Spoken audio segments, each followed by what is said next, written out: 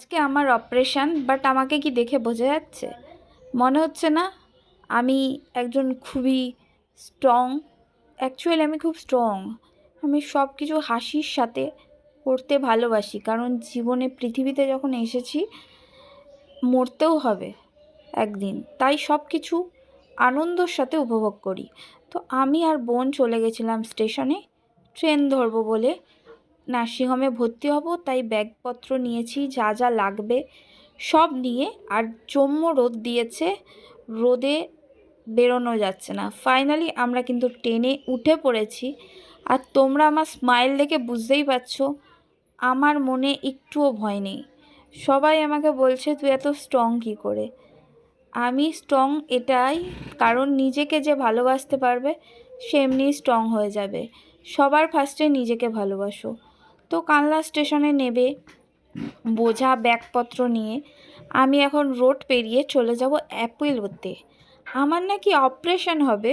অপারেশনের আগেও আমি ভাবছি কি করে আমি স্কিনের কেয়ার করব। তো ফাইনালি আমি এখান থেকে ব্রাশ আর টিস্যু নিয়ে নিয়েছি। যেহেতু আমার স্লাইন চলবে, আমি উঠতে পারবো না, টিস্যু দিয়ে তো ভাই মুখ মুছতে পারবো। ভগবান তো আমাকে এক হাতে স্লাইন দিয়েছে, আর এক হাত তো ফাঁকা। তো আমি কিন্তু এই যে টিউলিপ নার্সিংহোমে ভর্তি ছিলাম কালনার, যেটা আধুনিকার পেছনে। নার্সিংহোমটা নিয়ে কোনো কথা হবে না, এত পরিষ্কার, এত যত্ন। ভাই তোমাদের মনে হবে যে তুমি আত্মীয় স্বজনদের বাড়ি থেকে আইছো। তো ফাইনালি আমি স্বাস্থ্যসাথীর ঘরে গেছিলাম, সব কাজ মিটিয়ে চলে এসেছি রিসেপশানে। এখানে আমার বিল পত্র সব কিছু হবে। তারপর আমি ওটা নিয়ে চলে এসেছিলাম অ্যাকচুয়ালি ভর্তি হব যেখানে, সেখানে মেন পার্ট। এখানে আমার সব কিছু লেখা হচ্ছিল। ফাইনালি আমাকে দিয়ে দিয়েছে বেড। আমার বেডটা ছিল জানলার পাশে, তাও আমি চুজ করে নিয়েছি। জানো ভাই, আমি দীঘা গেছি, হোটেলের রুম চুজ করছি ফিলিং লাইকে। তো আমি এই যে এই বেডটায় বসে পড়েছি। এরপর আমাকে কিনতে দিয়েছিল এইগুলো, এই যে সার্ফ হ্যাড্ডা ব্যাড্ডা ব্যাং ছ্যাং। তো আমাকে একটা ইঞ্জেকশনও কিনতে দিয়েছিল, সেটা আমাকে নিতে হবে। আর আমার সাথে এসেছিল আমার বোন, যাকে নার্সিংহোম থেকে নাম দেওয়া হয়েছে আমাদের দুজনকে জগাই মাদাই, আবার কেউ কেউ জোড়া পায়রা বলেও ডাকে। তো আমি ফাইনালি নার্সিংহোমের বেডে শুয়ে শুয়ে রিলস দেখছি আর একটু নাচছি। মানে আমার মনে যথেষ্ট সাহস আছে, একটুও ভয় নেই, তোমরা সেটা দেখতেই পাবে। তো আমার রিলস দেখতে দেখতে আস্তে আস্তে সময় ঘনিয়ে আসছে অপারেশানের। মানুষের মনে সবারই একটু ভয় কাজ করে, বাট আমার ভাই একটুও কাজ করছিল না। যেহেতু আমার আগে একটা সিজার হয়েছে, তাই আমি ওই পথ থেকে ঘুরে এসেছি। এরপর মনে হচ্ছে একটু ঘুম পাচ্ছে, তো ঘুম টুম দিয়ে নিলাম। দেওয়ার পর ফাইনালি আমাকে ইঞ্জেকশন দিয়েছে।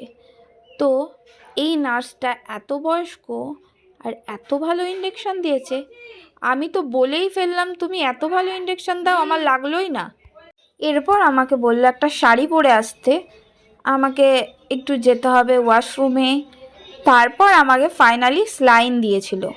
বাট আমি একটা খারাপ, যে আমাকে স্লাইনটা দিয়েছিল ছুঁচটা ফুটিয়ে অনেকক্ষণ রেখে এদিক ওদিক করছিল। ও হয়তো নতুন এসেছে, এটাই আমার সবথেকে ব্যাড লেগেছে এখানে।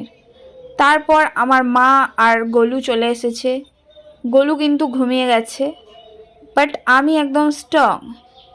ফাইনালি আমার বাথরুম পেয়ে গেছে, তাই বোন স্লাইন নিয়ে বোন আর আমি চলে গেছি। আয়ার ভার কোনো আমার দরকার নেই, এরকম একটা আয়ার রাখা হয়েছিল। এরপর আমি চলে গেছিলাম ওটিতে, ওটি থেকে বের করেছে। আর এই যে আমার হয়েছিল গল ব্লাডারে স্টোন। তো দেখো তোমরা, তোমাদের সামনেই কেটে দেখাবে কতগুলো আমি স্টোন নিয়ে ঘুরছিলাম পেটে। ভাবছি এগুলো দিয়ে আমি একটা আংটি তৈরি করব, গলার মাদুলি তৈরি করব, সব তৈরি করে রাখবো। কি বলবো ভাই, এই জীবনে এই ছোট বয়সে দুটো অপারেশন করে ফেললাম, একটা বাচ্চা নেওয়ার বদলে একটা অপারেশন। আর ভালো লাগে বলো? ফাইনালি আমাকে বেডে দিয়ে দিয়েছিল। বেডে দেওয়ার পর একটু একটু ব্যথা অনুভব করছিলাম, অস্বস্তিকর লাগছিল। বাট তারপর আমি রাত 12টার দিকে পুরো সুস্থ। এই যে রাত 12টা বাজে, একদম okay. Tata, bye bye, next part আসছে।